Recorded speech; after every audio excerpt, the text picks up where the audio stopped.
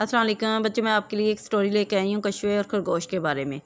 एक कछुआ और खरगोश दोनों की गहरी दोस्ती हो गई। दोनों एक साथ घूमते फिरते, उनको मालूम था लड़ाई अच्छी बात नहीं है, फिर भी कभी कभी उनमें आपस में लड़ाई हो जाती है। होता यूँ था कि रास्ते में जा रहे होते थे, खरगोश तेज़ चलने की वजह से आगे निकल जाता और कछुआ अपनी बारी जिस्म की वजह से तेज़ ना चल सकता, पीछे रह जाता, जिस पर खरगोश उसका मजाक उड़ाता। आपको मालूम है किसी का मजाक उड़ाना कितनी बुरी बात है। आखिर एक दिन कछुए ने तंग आकर खरगोश से कहा, देखो अल्लाह ने मुझे पैदा किया है, तुम्हें पैदा किया है, इसलिए तुम अपने तेज़ चलने पर गरूर करते हो और अल्लाह गरूर करने वालों को पसंद नहीं करता।